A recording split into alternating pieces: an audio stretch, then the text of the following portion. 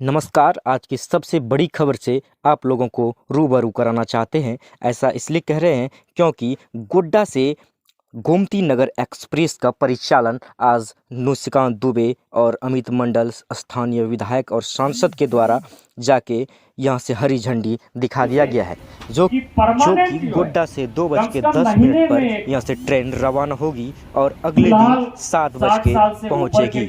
ये गोड्डा गोमती नगर एक्सप्रेस उनको जो जाके है झारखंड बिहार वासियों को काफी एक महीने जो है यहाँ से गोड्डा से देवघर होते हुए अयोध्या की ट्रेन चली जाएगी। जब वो 60 साल पूरा हो जाएगा तो फिर उसको 55 साल पर ले आएंगे, फिर 55 साल के बाद 50 साल पर ले आएंगे।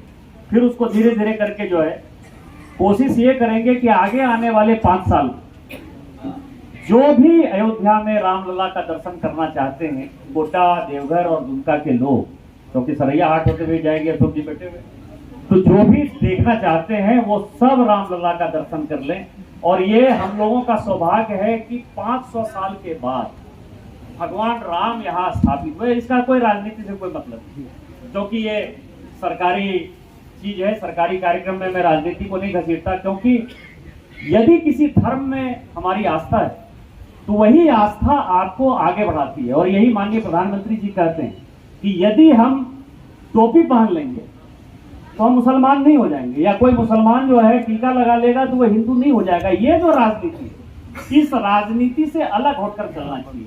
आदमी को सभी धर्म में विश्वास होना चाहिए, वो चाहे हिंदू हो, चाहे मुसलमान हो, चाहे सिख हो, चाहे ईसाई हो, कोई भी हो, बुद्धिस्ट हो, जैनिस्ट हो, कोई भी हो, सभी धर्म में यदि आपकी आस्था है, और जो भी आस्था है आप उसको रखिए। देखिए, यही प्रधानमंत्री जी और मैं व्यक्तिगत आप समझिए कि सबसे ज्यादा प्रयासरत हूं कि जो गिरिडीह से पारसनाथ मधुबन की जो रेल लाइन है वो सैंक्शनड है, वो अभी तक नहीं बना है, वो कैसे बन जाए। मैं उसी तरह से बहुत प्रयासरत हूं कि विक्रमशिला, जिसने की दलाई लामा पंथ की स्थापना की, जिसने पहला वाइस चांसलर दिया भगवान अतीश दीपांकर के नाम पर, ये जो पिरपैती रेल लाइन जा रही है, ये पिरपैती रेल लाइन जो है विक्रमशिला होते हुए कैसे बटेश्वर स्थान क्रॉस कर जाए। विक्रमशिला जो है वो बुद्धिस्ट का केंद्र था। आज फिर से विक्रमशिला में खुदाई हो रही है, और जो खुदाई अभी नई खुदाई चल रही है, उस खुदाई में तिब्बत का मंदिर दिखाई दिया कि तिब्बती स्ट्रक्चर से जो है कैसे मंदिर बना है, कैसे पुस्तकालय बना है। और सबों को बगल में देखने, यदि ट्रेन हो जाएगा तो यहाँ से 10-15 रुपया में जो है गोड्डा के बच्चे प्रत्येक सप्ताह जो है देखने के लिए जाएंगे। कभी किसी के बच्चे जाएंगे, कभी किसी के बच्चे जाएंगे, क्योंकि हमको इतिहास नहीं पता। अभी डीआरएम साहब बता रहे थे कि मैं अभी जब मंदार हिल उस दिन था तो मैंने कहा कि बैंकॉक यदि आप जाइए बैंकॉक एयरपोर्ट पर, तो चोल वंश के कारण एक अच्छा हुआ है कि बैंकॉक एयरपोर्ट पर आपको मंदार हिल दिखाई देगा। लेकिन मंदार यहाँ बगल में है, इसे समुद्र मंथन हुआ था, इसको कोई देखने नहीं जाता। कहाँ जाते हैं हम लोग भी कहाँ जाते हैं कि उस समुद्र मंथन से जहां जहां अमृत गिरा, राक्षस जहां जहां अमृत लेके भागा, तो उज्जैन में कुंभ होगा हम चले जाएंगे, नासिक में कुंभ होगा हम चले जाएंगे, हरिद्वार में कुंभ होगा चले जाएंगे, प्रयागराज में कुंभ होगा हम चले जाएंगे। लेकिन यहाँ हम अपने बच्चों को मंदार दिखाने नहीं जाते। यदि मंदार दिखाएं, हम विक्रमशिला हम दिखाएं, यदि हम यहाँ के मंडरों में, यहाँ सिल्क जो है, जो सिल्क में पहना हुआ, ये भागलपुर सिल्क नहीं, बघेया सिल्क है। बघेया के ठीक बगल में मंडरों में जो है 19 करोड़ साल पुराना फॉसिल यदि हम दिखाएं, तो उसमें सबसे बड़ा योगदान किसका है? ये रेलवे का। रेलवे आज गरीबों के चलने का सबसे बड़ा साधन। हम कम पैसे में यदि 40,000 पैसेंजर गोड्डा से जाते हैं प्रत्येक महीने, और ये 3 ट्रेन हम जो जोड़ने वाले हैं, तो टोटल 13 ट्रेन हो जाएगी। तो ये 13 ट्रेन में लगभग आप समझिए कि प्रत्येक महीने 55,000 60,000 तो ऑफिशियल लोग जाएंगे।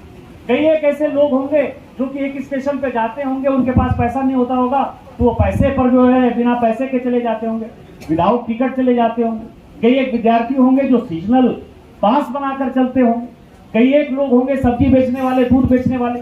तो ये जो हमने मार्केट दिया है, आज आप समझिए कि मैं कह रहा था कि इस रेल के आने से, इस अडानी के आने से गोड्डा में क्या फर्क हुआ है, वो आप लोगों को कितना समझ में आता है। क्योंकि गोड्डा आप देखते हैं, गोड्डा मैंने 2009 में देखा, एक यहाँ रेमंड्स का शोरूम हुआ था, और एक छोटा सा जो है वो झा साहब का, अंजना वालों का जो है एक होटल हुआ करता था। इतना ही गोड्डा में थी।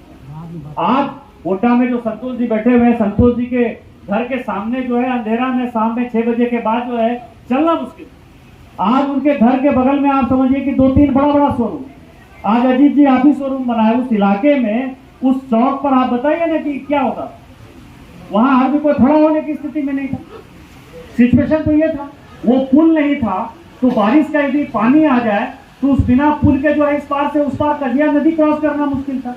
आज उसी कदिया पर 200-250 मीटर के दूरी पर आपको एक पुल नेशनल हाईवे पर नजर आ रहा है, एक पुल आपको कन्हारा का नजर आ रहा है। तो जो विकास हुआ है और जो पैसा आया, उस पैसे का जो सबसे बड़ा असर है रेलवे ने, अडानी ने या इस तरह के उद्योग धंधे ने आप में जो एक आमूलचूल परिवर्तन किया है, वो आमूलचूल परिवर्तन ये किया है कि जहाँ दुकानें नहीं होती थी यहाँ बड़े बड़े मॉल, यहाँ के लोगों को रोजगार मिल रहा है। यदि मान लीजिए कि 20,000 करोड़ की इन्वेस्टमेंट अडानी करेगी तो उसका साफ नियम है, यहाँ जो ठेकेदारी करते होंगे कि किसी भी प्रोजेक्ट का 40% यदि रेलवे ने काम किया।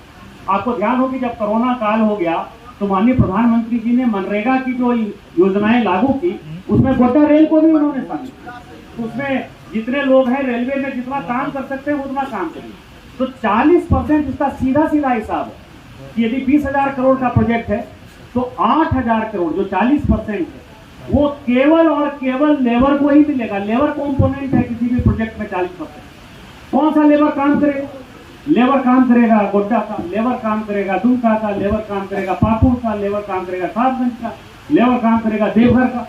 और वो लेबर जब काम करेगा, जब उसको यहाँ काम मिलेगा तो जो विस्थापन और पलायन है, जो इस इलाके की सबसे बड़ी समस्या थी कि 2 पैसा कमाने के लिए यहाँ के लोग जो अनस्किल्ड या स्किल्ड है, एक एक कमरे में 10 बाय 10 के कमरे में, चाहे बम्बई हो, चाहे दिल्ली हो, चाहे बेंगलोर हो, चाहे चेन्नई हो, कोरोना में हमने देखा कि 10 बाय 10 के कमरे में 15 आदमी, 20 आदमी, 25 आदमी जो है काम कर रहा है, मतलब सो रहा